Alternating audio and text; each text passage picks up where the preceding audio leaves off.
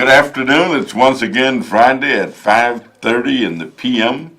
And this is your host for the next 25 minutes of the most interactive television show on earth. That is Hotline 21. And I tell you, I've always been excited whenever I get a chance, and I'm delighted that we are here on time today. Because I've been in Chicago all day. I got here last night, jumped off the airplane, and went straight to work. Had two or three things to do last night.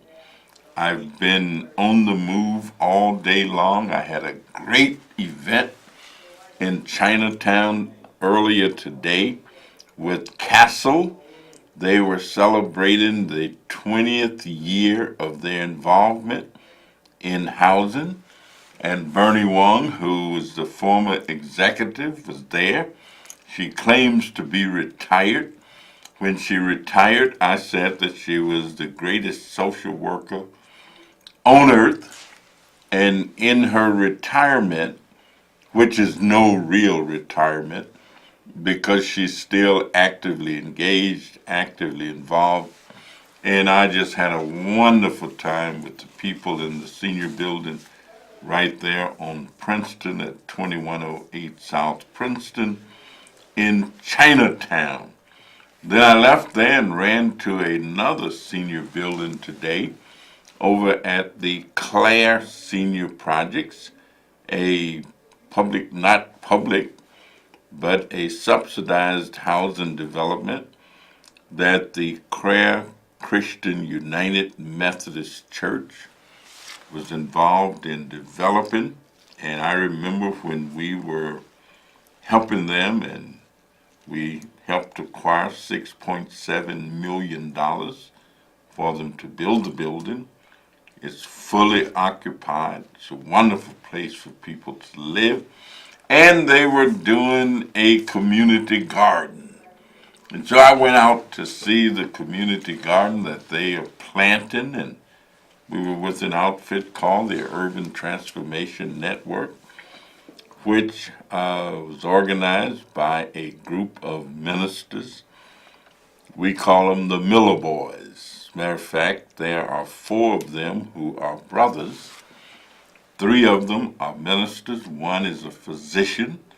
And they decided to get involved in agriculture, urban gardening, and Dr. James Miller pretty much has decided that he's going to retire from being a physician and really work with educating people about proper dieting and eating fresh fruits and vegetables, and that we can reduce a lot of illnesses just by the way that we eat. So I've had a wonderful day and done two or three other things, and it's really been great. But I am pleased to have in the studio with me Miss Louise Cradick, who is the volunteer state lead advocate in the state of Illinois for the National Brain Tumor Society. And I know some of you are wondering, what in the world is that? Well, it's a health organization, and we involve ourselves. I often say that Chicago is a health mecca. In my congressional district alone, the district that I represent, we have 24 hospitals. We have four outstanding medical schools. We have a number of special interest facilities where research and services are provided. And we often get involved and talk about illnesses that are kind of out of the scope in terms of the numbers of people who get affected. You won't find as many people, I don't believe, with brain tumors as you will find who have diabetes. The numbers are much different. And while I'm at it, let me join with all of those who have expressed and are expressing great sorrow given the fact that we lost last night Attorney Louise Myers, who passed away after having heart surgery last week. Seemingly it was doing well, but some complications arose and he passed away last night. Lou was known as Reverend Jesse Jackson's attorney for PUSH. He was the attorney for the Nation of Islam, and he was a part of the Pontiac group years ago who were incarcerated, and that trial took place. And he also was my personal attorney if I had need for an attorney.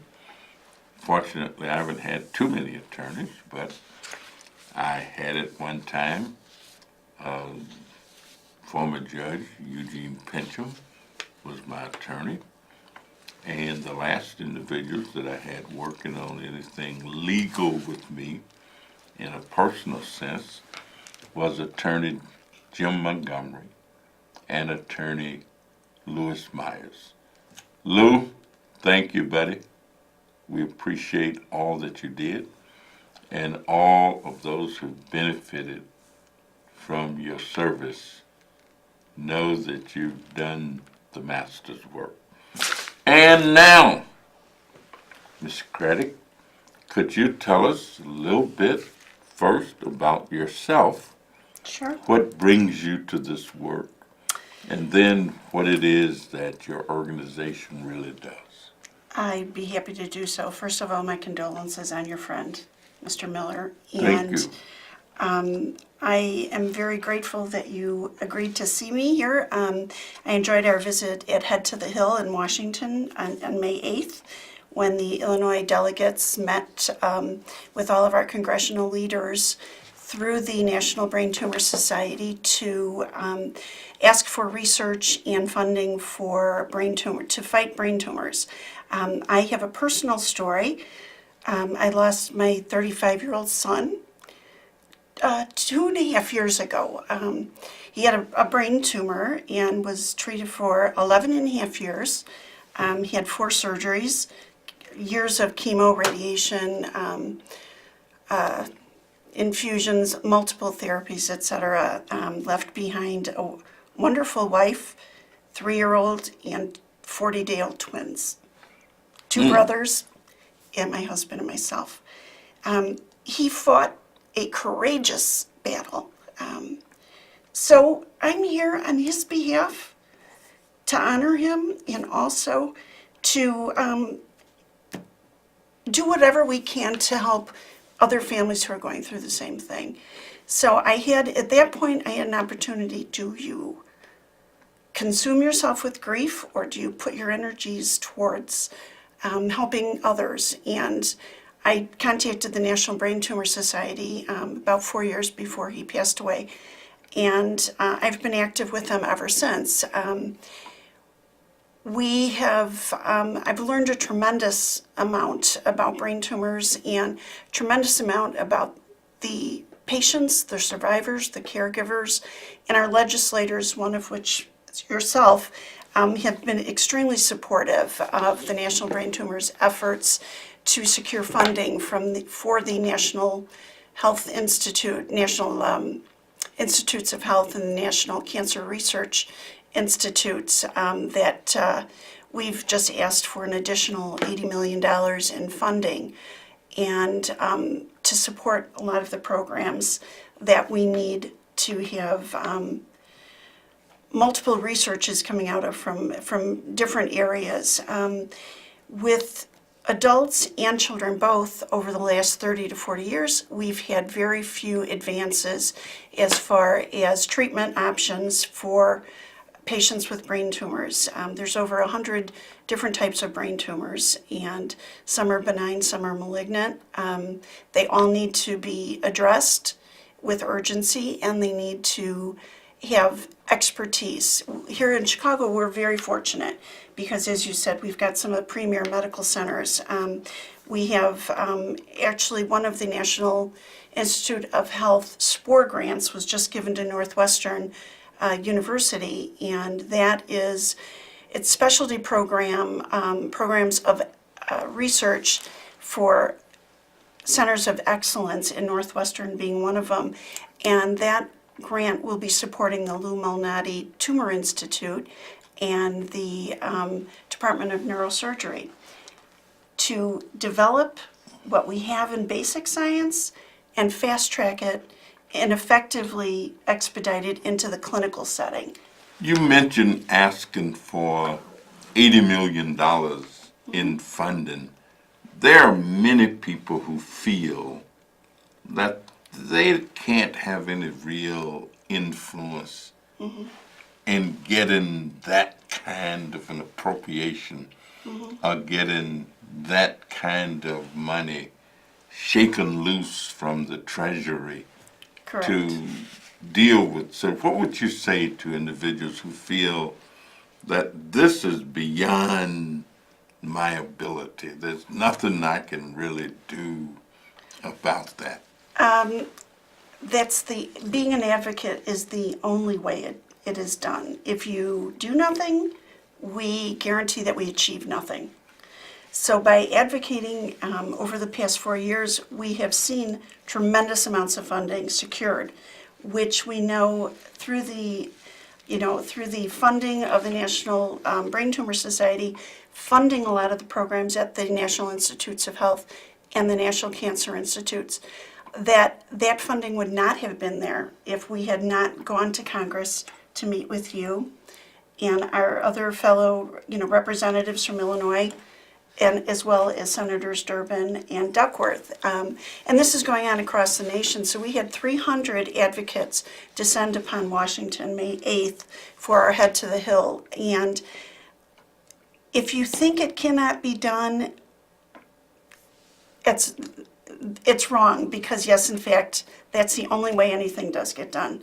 We just had the STAR Act, the Childhood Cancer STAR Act, passed through the House and through the Senate, the House just this past week. So it was unanimous, so now it's moving to the President to be signed into a law. This will provide for much needed research and funding for pediatric brain tumors, which have gone really so underfunded over the last 30 years.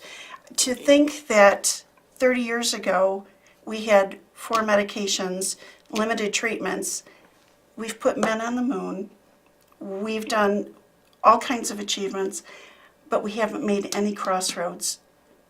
Children deserve more than that. Well, I'm just so delighted to hear you say that, because you help me in a way justify. I'm known as a person in the Illinois delegation who gives strong support to research, not just for brain tumor research or cancer research, but for lots of research, because that's the only way we find out things that we don't know. Right. And so I'm sure it makes you feel good to know that you, through your efforts, have helped generate the kind of resources that are needed in order to do a better job of preventing and of treating and trying to make life better for those who benefit. Let me go to the phone. We got a caller on the line and see what our caller has to say.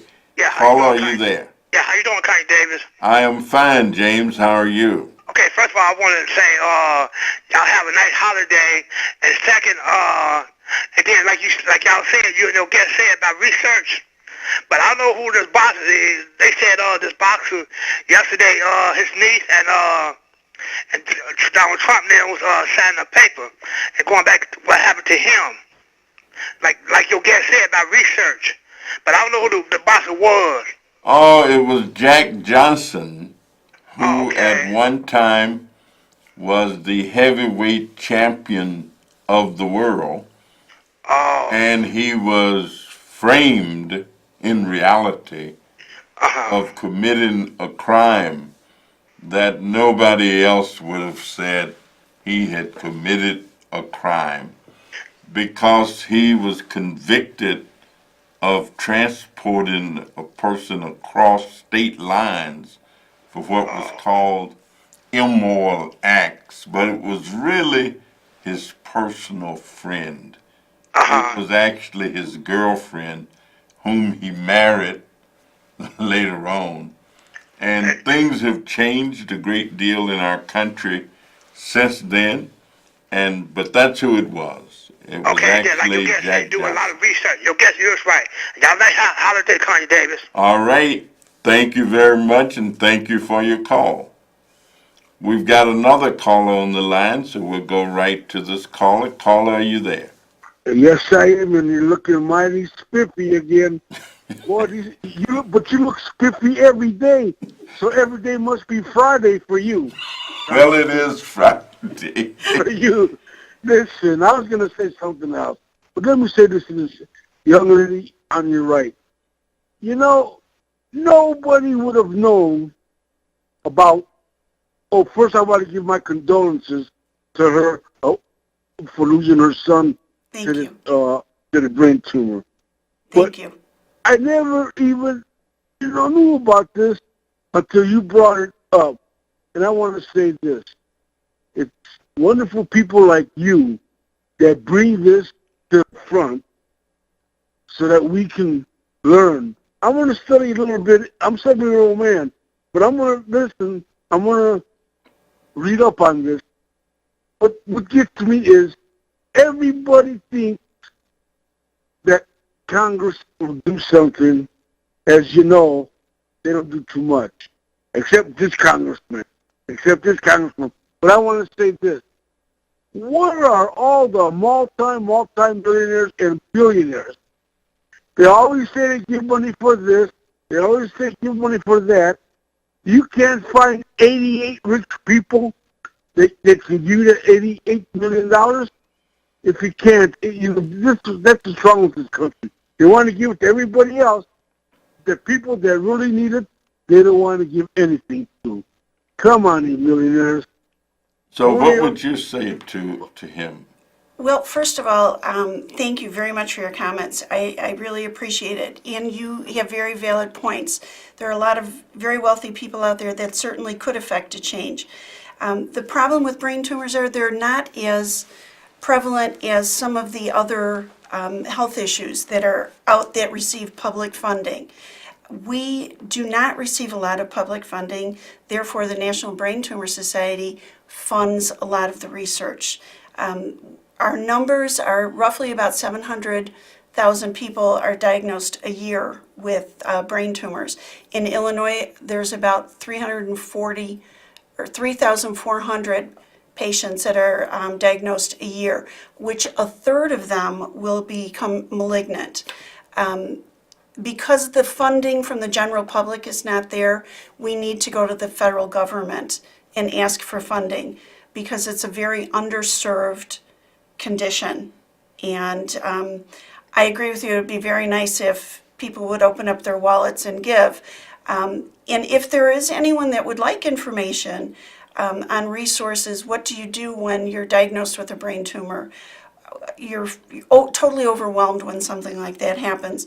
The Brain Tumor Society has wonderful resources at www.braintumor.org, and they can literally help you find clinical trials, know what to ask, know that you need to have someone with you if you go to see a physician, because someone else has to hear what's being said. You're totally overwhelmed with a diagnosis like this.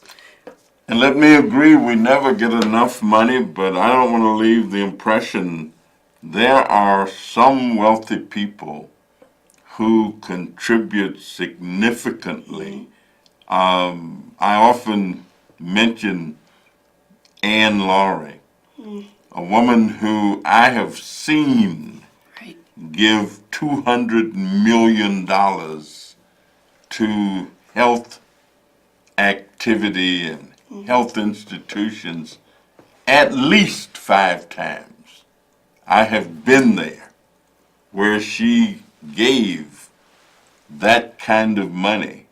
And so we never get enough, and we wish we could get more public resources, but we also wish that those individuals who have the largesse of private resources could give a little bit more too. And so a combination of this public-private activity then gives us the money that we need to keep the research going and to help find a cure for these many illnesses. Brain tumor, that's only one. Right. There are lots of others that we don't have an answer for yet. But if we keep asking, I think we'll keep getting. And so thank you so much for your call. Thank you. Did we have another call on? No? Oh, very good. Then let me make a couple of little announcements. We've got a reentry policy coming up Monday, June 4th, 11 o'clock to 2 at Malcolm X College, 1900 West Jackson.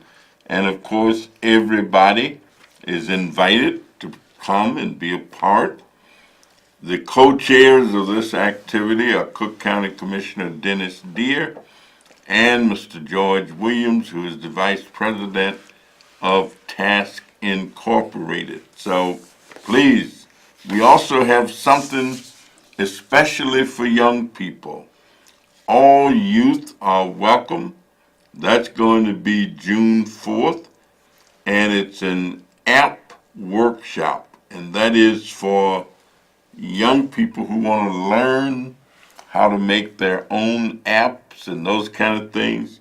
You can just give us a call at our office, 773-533-7520, and ask for Tiama Romero, and she can hook you up with that. If you don't know anything about technology or enough to really get by, pretty soon you're not going to be able to get in the door if you can't hook up. At my apartment in Washington, they changed the system. And now when I get ready to go in, all I got to do is just take out my little thing and flash it on. The door opens, and I walk in.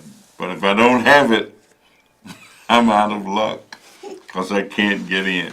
So pay attention to those things.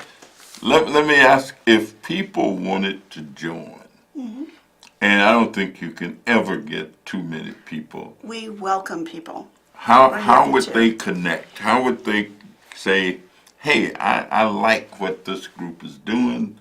I like the people who are in it. How can I become a part?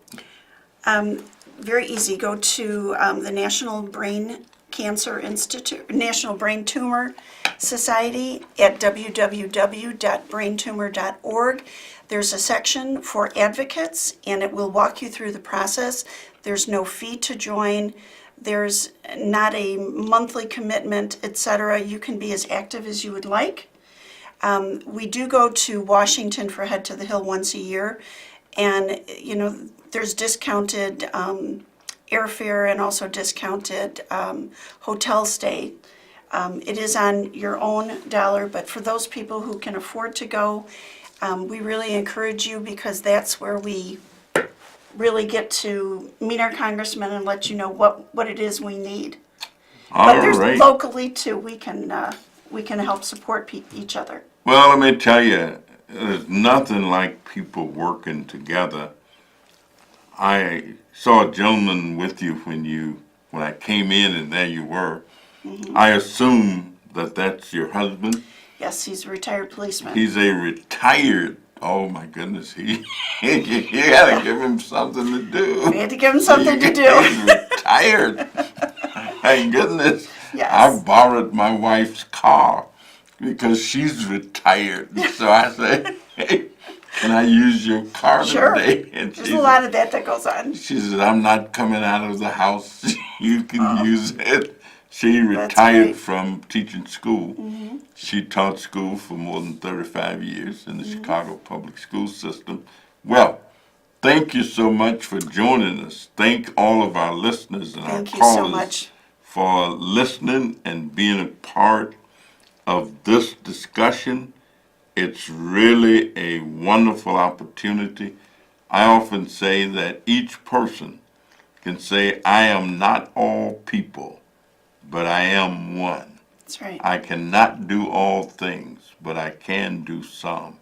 That which I can do, I will do, and you should too.